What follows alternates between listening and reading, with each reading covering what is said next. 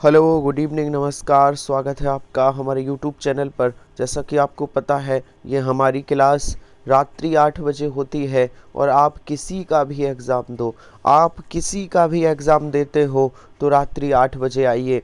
शानदार practice set कराता हूँ मैं ऑल एग्ज़ाम के लिए, सभी एग्ज़ाम के लिए बेहतरीन प्रश्न मैं लेकर आता हूँ। चलिए स्टार्ट करते हैं हमारा पहला प्रश्न। सभी एग्ज़ाम के लिए, किसी का भी एग्ज़ाम देना है, सभी के लिए। चलिए चलिए बताइए, निम्नलिखित में से कौन सा पत्र वैयक्तिक पत्र श्रेणी में आएगा? बताइए। मैं बहुत बेहतरीन रात्रि 8 बजे लेकर आता हूँ प्रैक्टिस सेट। सभी लोग जुड़िए। कौन सा वैयक्तिक पत्र है? बताइए। सर, मित्र का पत्र। व्यक्ति का मतलब व्यक्तिगत पत्र, ये व्यक्ति का मतलब है व्यक्तिगत। तो व्यक्तिगत कौन सा पत्र है? सर, मित्र का पत्र है, जिसे हम व्यक्तिगत भेज सकते हैं, व्यक्तिगत भेज सकते हैं।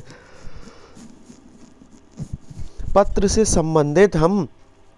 संबंधित हम टॉपिक भी करा देंगे रात्रि 9 बजे।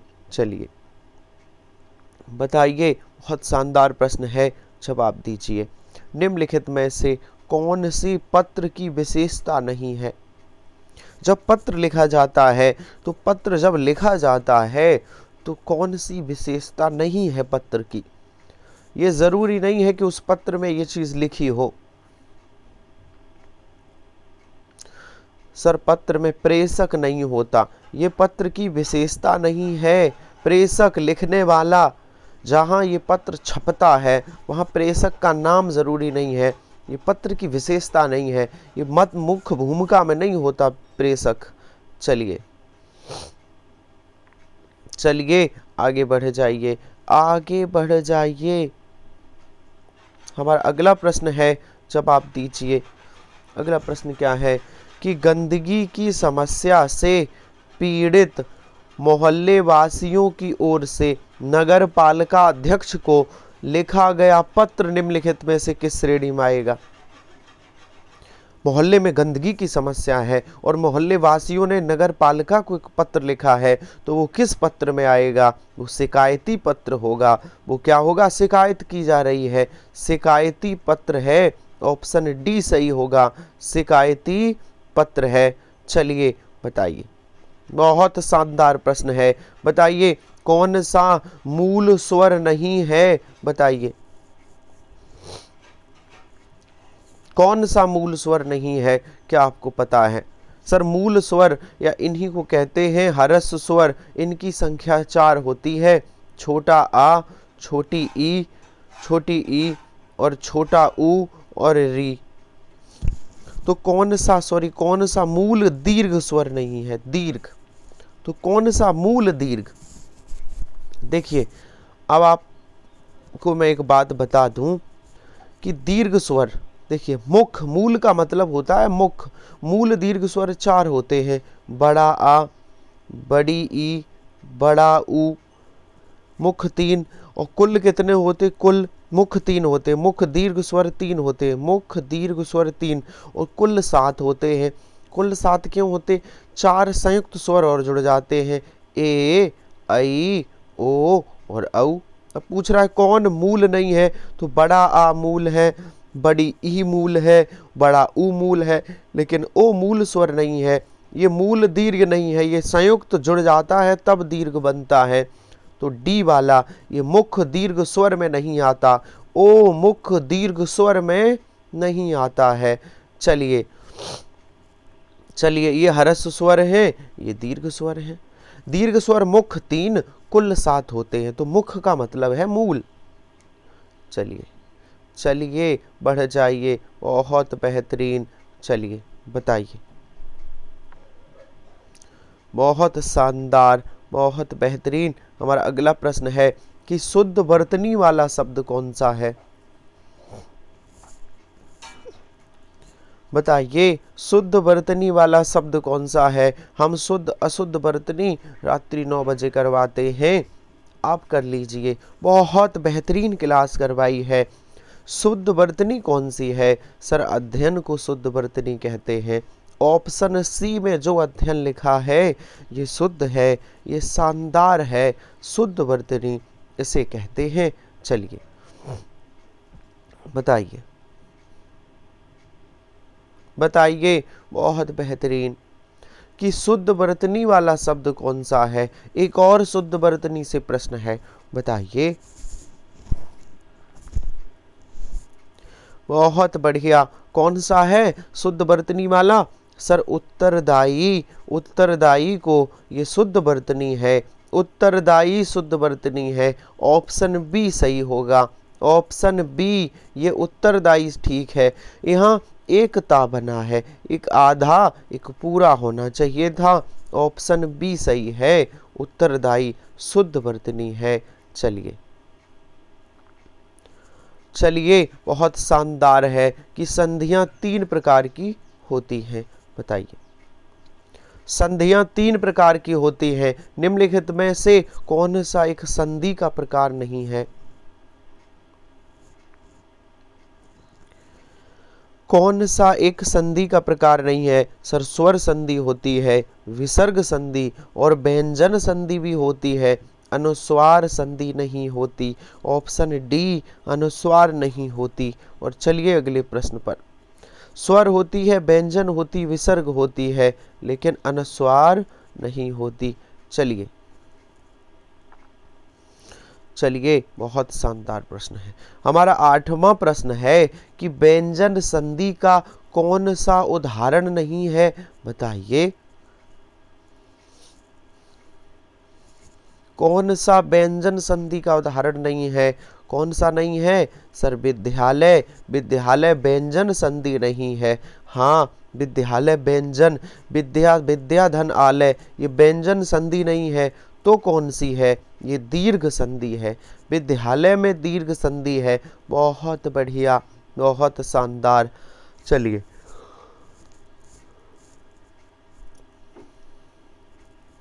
बताइए बताइए, 2 ऑप्शन इधर हैं, 2 उस पेज पर होंगे।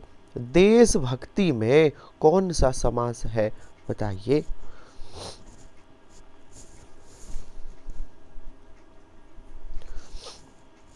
देशभक्ति में कौन सा समास है? क्या आपको पता है? देशभक्ति में सर देश के लिए भक्ति, देश के लिए भक्ति तत्पुरुष समास है। देशभक्ति में कौन सा समास है? तत्पुरुष समास है। चलिए चलिए बताइए, पता है तो बताओ। पंचवटी में कौन सा समास है? बहुत बढ़िया, बहुत शानदार। पंचवटी में कौन सा समास है? 5 वटों का समाहार। पंचवटी में कौन सा समास है? द्विगु समास है। 5 वटों का समाहार पंचवटी कहलाता है। इसमें 5 वटों का समाहार द्विगु समास है। पहला पद संख्यावाचक विशेषण है। चलिए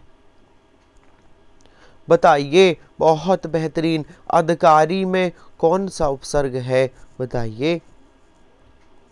बहुत बेहतरीन प्रश्न है, जरूर जवाब दीजिए। मैं रात्रि 8 बजे सभी के लिए आता हूँ, सभी, किसी का भी एग्जाम देना है रात्रि 8 बजे। अधिकारी में कौन सा उपसर्ग है? अधि उपसर्ग होता है।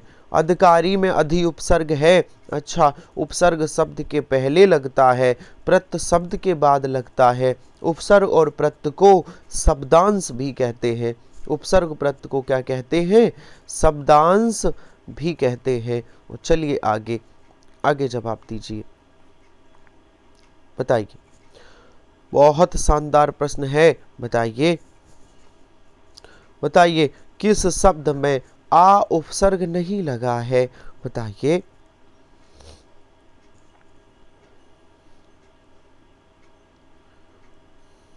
आ उपसर्ग किस में नहीं लगा?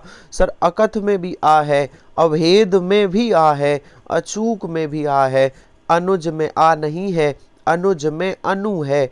अनु उपसर्ग अनु प्लस जा, अनुज में आ उपसर्ग नहीं है।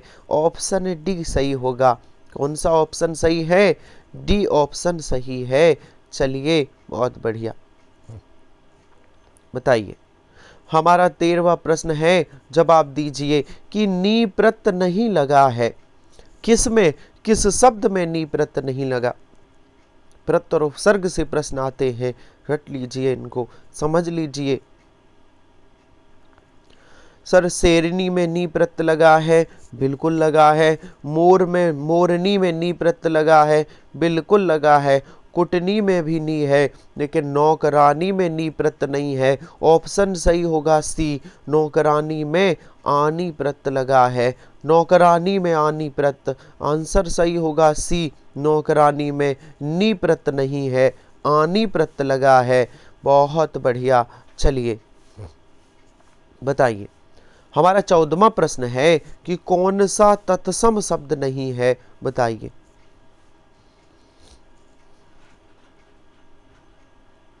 बताइए कौन सा तत्सम शब्द नहीं है। सर कूची तत्सम शब्द नहीं है। कूची का होता है कूर्च का, कूची का तत्सम शब्द होता है कूर्च का, कूर्च का। ठीक है, तो कूची एक तत्सम शब्द नहीं है, ये तद्भव शब्द है। ऑप्शन सही होगा सी। और आगे चलते हैं, आगे चलिए, चलिए आगे और बताइए, बहुत बेहतरीन प्रश्न है। चलिए बताइए, 15वां प्रश्न है, कौन सा शब्द तद्भव है। बहुत शानदार, कौन सा शब्द तद्भव है, बताइए।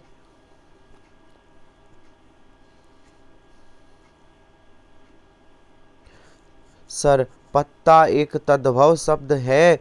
अच्छा हाँ, ऑप्शन सही होगा डी, पत्ता तद्भव शब्द है। इसका तत्सम होता है पत्र, पत्ता का तत्सम पत्र होता है। बहुत बढ़िया, बहुत शानदार। पत्ता का तत्सम क्या होता है, पत्र होता है।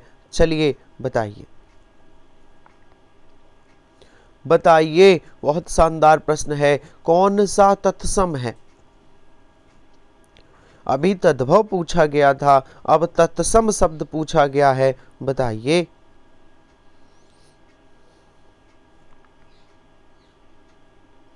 तत्सम कौन सा है। सर शोभन एक तत्सम है, शोभन तत्सम है। अच्छा, तो इसका तत्सम शोभन है, तो तत्भव क्या होगा, सोहन।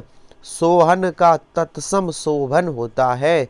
ऑप्शन बी सही है, शोभन का तत्सम है, शोभन शब्द तत्सम है, जिसका तद्भव सोहन है, जिसका तद्भव क्या है, सोहन है।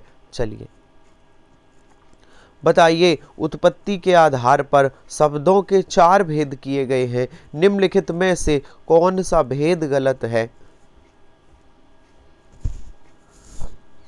बहुत शानदार, बहुत लाजवाब। उत्पत्ति के आधार पर तत्सम, तद्भव, विदेशी और एक होते हैं देशज शब्द, लेकिन यौगिक नहीं होता। ऑप्शन सही होगा सी, ये उत्पत्ति के आधार पर यौगिक उसका भेद नहीं है। ऑप्शन सही होगा सी, यौगिक भेद नहीं है। चलिए बताइए, बताइए, शानदार प्रश्न है कि निम्नलिखित में से कौन सी समूहवाचक संज्ञा नहीं है, बताइए। समूहवाचक संज्ञा नहीं है, कौन सी नहीं है। सर सभा समूहवाचक है, बिल्कुल है। भीड़ समूहवाचक है, बिल्कुल है। कक्षा समूहवाचक है, कक्षा क्लास, लेकिन दौड़ समूहवाचक नहीं है, ये भाववाचक संज्ञा है। ऑप्शन डी सही होगा, दौड़ समूहवाचक नहीं है। चलिए बताइए, कौन सी द्रव्यवाचक संज्ञा है। बहुत बेहतरीन, कौन सी द्रव्यवाचक है। तो वे संज्ञाएं जिनको मापा और तौला जाए, जिनको सिर्फ माप और तौल सकते हैं, वो संज्ञाएं द्रव्यवाचक हैं। और इन्हीं को पदार्थवाचक या इन्हीं को धातुवाचक भी कहते हैं। तो द्रव्यवाचक कौन सी है, दूध, दूध एक द्रव्यवाचक है। दूध एक खटाई भाववाचक है, मिठाई भाववाचक है। ठंड, ठंड भी भाववाचक है, ठंड भी बहुवाचक है।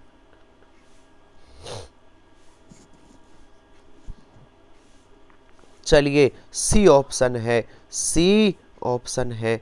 चलिए आगे और अगला प्रश्न बताइए, अगला प्रश्न बताइए। प्रश्न नंबर 20 है हमारा और बहुत बेहतरीन है। चलिए थोड़ा छोटा कर दूं। अब बताइए, बताइए 20वां प्रश्न वह है आप ही चला गया। वाक्य में रेखांकित जो शब्द है वो किस सर्वनाम का भेद है? बताइए। वाक्य में जो ये रेखांकित है ना, इसमें कौन सा सर्वनाम है? क्या आप बता पाएंगे इसमें कौन सा सर्वनाम है? सर आप में कौन सा सर्वनाम है? वह आप ही चला गया, वह स्वयं ही चला गया। इसका मतलब है निजवाचक सर्वनाम है। वह स्वयं ही चला गया, वह आप ही चला गया, और स्वयं निजवाचक सर्वनाम में आता है। सर्वनाम के कितने भेद? 6 भेद होते हैं। सर्वनाम के कितने भेद होते हैं? 6 भेद होते हैं। चलिए बताइए, गिलास में थोड़ा दूध है। गिलास में थोड़ा दूध है रेखांकित शब्द विशेषण के किस भेद के अंतर्गत आएगा? बताइए, बताइए। बहुत शानदार, गिलास में थोड़ा दूध है। जवाब दीजिए। सर थोड़ा क्या है? सर ये मात्रा को दर्शाता है। मात्रा को, ये परिमाणवाचक है, ये परिमाणवाचक है। थोड़ा एक परिमाणवाचक का भेद है। कौन सा विशेषण है? परिमाणवाचक है। चलिए आगे चलिए। हमारा अगला प्रश्न है 22वां प्रश्न। बताइए, क्रिया के मूल रूप को क्या कहते हैं? बताइए, क्रिया का मूल रूप क्या कहलाता है? क्रिया के मूल रूप को धातु कहते हैं। क्रिया का मूल रूप क्या कहलाता है? क्रिया का मूल रूप धातु कहलाता है। बहुत बढ़िया। क्रिया का मूल रूप क्या कहलाता है? धातु कहलाता है। चलिए बताइए, बताइए। मैं वहां होकर आया हूं, वाक्य में कौन सा अव्यय है? मैं वहां होकर आया हूं, इस वाक्य में अव्यय पद पहचानिए। जल्दी से जवाब दीजिए।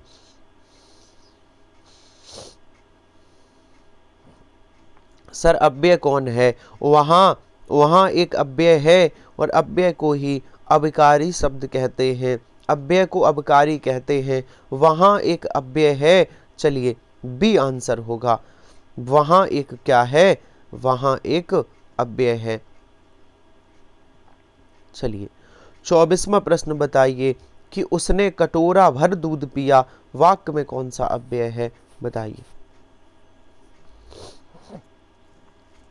उसने कटोरा भर दूध पिया, वाक्य में कौन सा अव्यय है?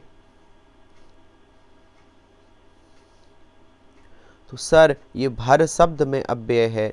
कौन सा पद अव्यय है? इस भर में अव्यय है। बहुत बढ़िया। दूध एक द्रव्यवाचक संज्ञा है, कटोरा संज्ञा है, जातिवाचक, और पीना एक क्रिया है। भर एक अव्यय है। भर क्या है? एक अव्यय है। बहुत बढ़िया, बहुत शानदार। और आगे चलते हैं।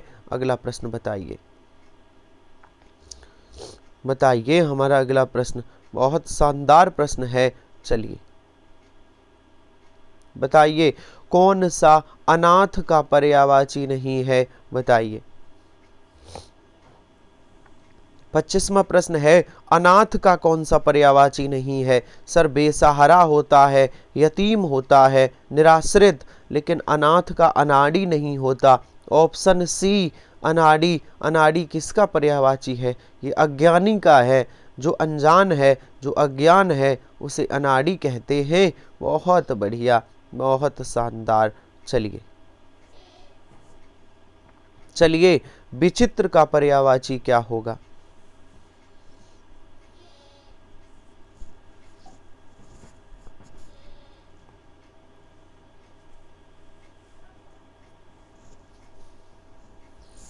विचित्र का पर्यायवाची क्या है? जल्दी से बताइए। विचित्र का पर्यायवाची विलक्षण होता है। विचित्र का पर्यायवाची क्या है? विलक्षण होता है। विचित्र का पर्यायवाची विलक्षण है। बहुत शानदार, बहुत बढ़िया।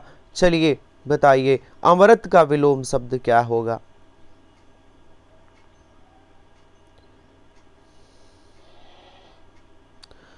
अमृत का विलोम शब्द क्या है? बताइए।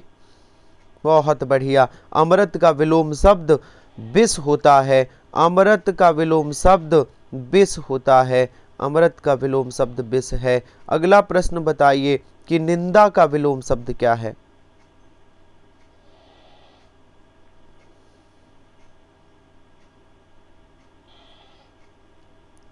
निंदा का विलोम शब्द क्या है? निंदा का विलोम शब्द स्तुति होता है। निंदा का विलोम शब्द क्या है? निंदा का विलोम शब्द स्तुति है। निंदा का स्तुति होता है। चलिए बताइए अगला प्रश्न कि यहाँ खाली स्थान है को कोई नहीं टाल सकता। रिक्त स्थान के लिए उचित शब्द चुने।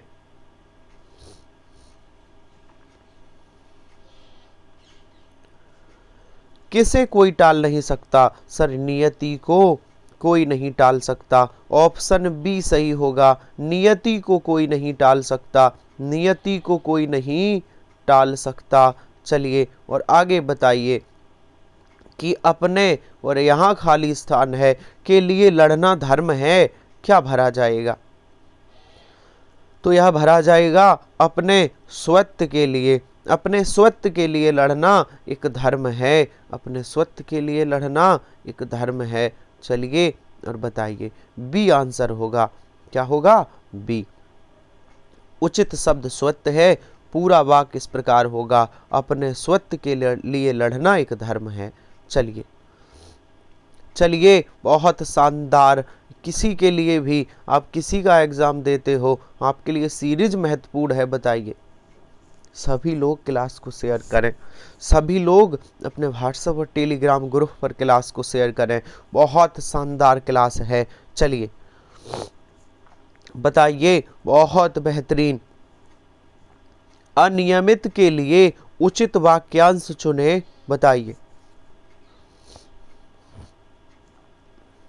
अनियमित के लिए उचित वाक्यांश क्या है? सर जो नियमित ना हो वही तो अनियमित होता है। जो नियमानुकूल ना हो। ऑप्शन सही होगा बी। जो नियमानुकूल ना हो, जो नियम के अनुसार ना हो। ऑप्शन सही होगा बी। और चलिए आगे और बताइए। बताइए, बेहतरीन प्रश्न है। जिस पर आक्रमण हो, वाक्यांश के लिए एक शब्द क्या है? बहुत शानदार, बहुत बढ़िया। जिस पर आक्रमण हो वह आक्रांत है। जिस पर आक्रमण हो आक्रांत। और जो खुद अपनी हत्या, खुद अपनी मौत, अपनी हत्या का जिम्मेदार हो, जो अपनी मृत्यु स्वयं करे वह आत्मघाती है। और जो अपनी मृत्यु स्वयं करे वह क्या है? आत्मघाती है। ऑप्शन सी होगा। जिस पर आक्रमण हो वह आक्रांत है। चलिए बताइए बताइए, अगला प्रश्न है। गुड़ गोबर कर देना, मुहावरे का उचित अर्थ बताइए।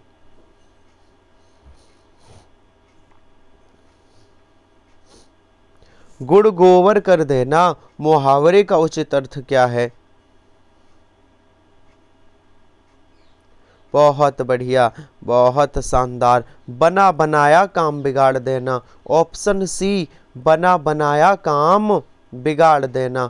ऑप्शन सी सही होगा। और आगे बताइए कि हथियार डाल देना, मुहावरे का सही अर्थ क्या है?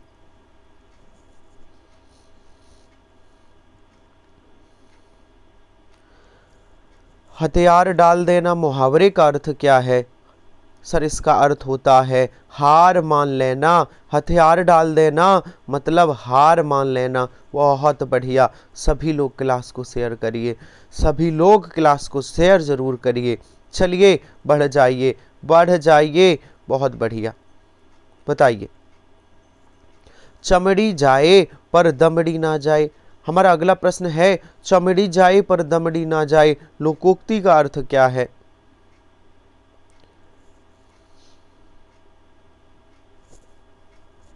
सर इसका अर्थ होता है बहुत कंजूसी, बहुत कंजूसी, चमड़ी जाए पर दमड़ी ना जाए, बहुत कंजूसी। ऑप्शन सी होगा, बहुत कंजूसी। चलिए अगले प्रश्न पर चलते हैं। हमारे 35 प्रश्न कंप्लीट हुए। 36वां प्रश्न क्या कहता है बताइए। बताइए कि निम्नलिखित में से मिश्र वाक्य कौन सा है।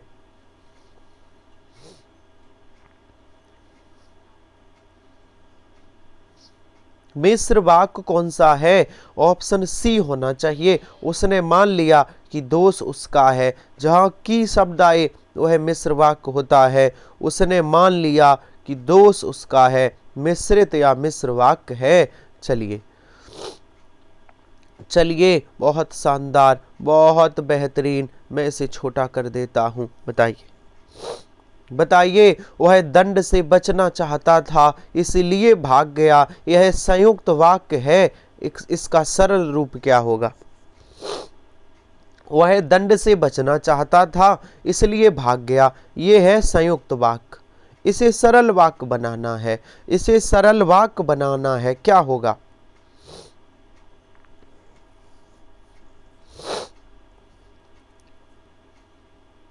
सर ऑप्शन बी, दंड से बचने के लिए वह भाग गया। ऑप्शन बी ये सरल वाक्य होगा। दंड से बचने के लिए वह भाग गया। Option B. चलिए चलिए बताइए हमारा अगला प्रश्न कि व्याकरणिक दृष्टि से शुद्ध वाक्य कौन सा है।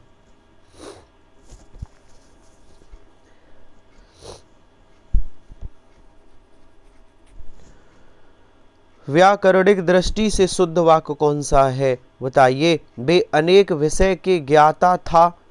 वे अनेक विषय के ज्ञाता थे। क्या ये शुद्ध है। इस समय 4 बजे है। इस समय 4 बजे है। 4 बजे का समय है। सब लोग अपनी राय दें। आंसू से मेरा रुमाल भीग गया। सर कौन सा सही है। बी वाला। अच्छा अशुद्ध पूछा है कि शुद्ध। शुद्ध वी वाला। इस समय 4 बजे है। वे अनेक विषय के ज्ञाता थे। इसमें क्या गलती है देख लो। एक्सप्लेनेशन या व्याकरण की दृष्टि से शुद्ध है। अनेक विषय के स्थान पर अनेक विषयों का प्रयोग होना चाहिए। अच्छा और मैं अपनी के स्थान पर अपनी अपनी का प्रयोग होना चाहिए। आंसू के स्थान पर आंसुओं होना चाहिए। समझ गए। बी वाला शुद्ध है। बी वाला शुद्ध है। चलिए सब लोग अपनी राय दें, नहीं सब लोग अपनी अपनी राय दें, इसलिए ये गलत है। चलिए बहुत शानदार प्रश्न था। बताइए कर्मवाच्य वाले वाक्य को चुनिए। बताइए कर्मवाच्य वाला वाक्य कौन सा है। बताइए बिल्ली के हाथों चूहा मारा गया। बिल्ली के हाथों चूहा मारा गया। ऑप्शन सी सही होगा। बहुत बढ़िया, बहुत शानदार। चलिए बताइए बताइए हमारा शानदार प्रश्न है। बताइए कि से के द्वारा किस कारक की विभक्तियां हैं। से के द्वारा सर किसकी। करण कारक की है। करण कारक की। बहुत बढ़िया। 40 प्रश्न कंप्लीट हुए। करण कारक की विभक्तियां हैं। और आगे बताइए आगे बताइए वह मुझसे अलग रहता है रेखांकित शब्द के आधार पर कौन सा कारक है। बताइए ये मुझसे में कौन सा कारक है।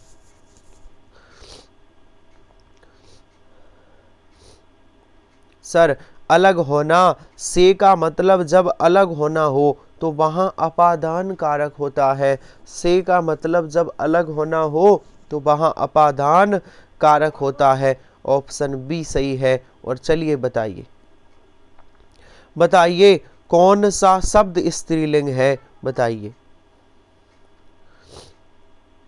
बहुत बेहतरीन। कौन सा शब्द स्त्रीलिंग है जल्दी से बताइए। सर मेरा देश ये पुल्लिंग है। मेरा द्वीप ये पुल्लिंग है। मेरा नगर ये पुल्लिंग है। मेरी झील ऑप्शन डी ये स्त्रीलिंग है। मेरी झील ये स्त्रीलिंग है। डी स्त्रीलिंग, झील शब्द स्त्रीलिंग है। चलिए बताइए निम्नलिखित में से कौन सा शब्द दोनों वचनों में समान प्रयोग होता है। कौन सा शब्द है जो एक वचन और बहुवचन दोनों में एक जैसा प्रयोग हो, बताइए। सरसों। सरसों ऐसा शब्द है जो दोनों वचनों में एक जैसा प्रयोग होता है, सरसों।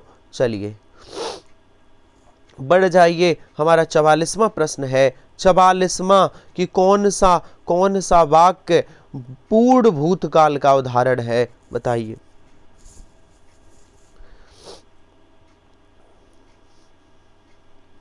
पूर्ण भूतकाल का उदाहरण कौन सा है? वे आए थे, ये पूर्ण भूतकाल का है, बिल्कुल सही है। वे गए कौन सा है? ये सामान्य का है। वे खा रहे थे, ये अपूर्ण भूतकाल है। वे सोकर उठे हैं या उठ चुके हैं, ये पूर्ण वर्तमान या आसन्न भूत है।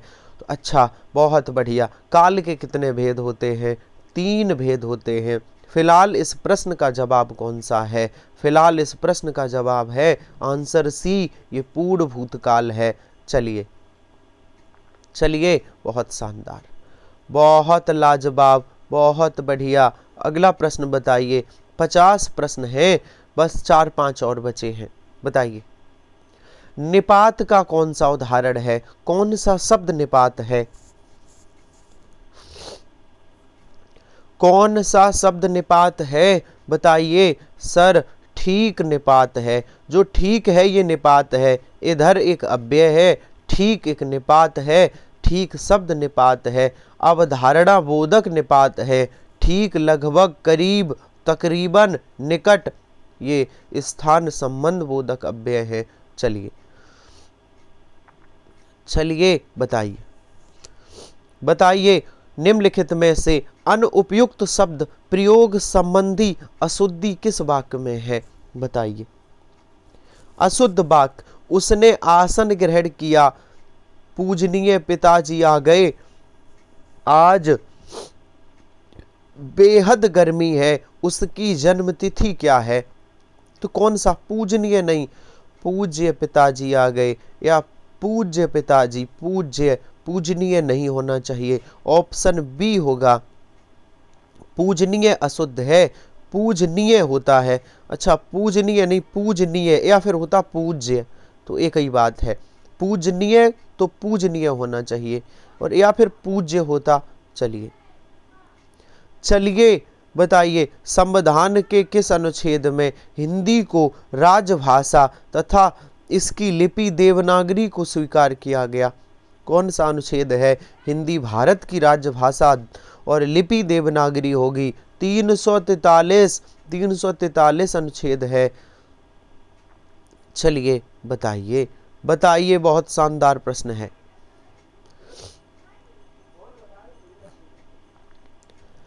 कौन सी उत्तर प्रदेश में बोली जाती है, बताइए।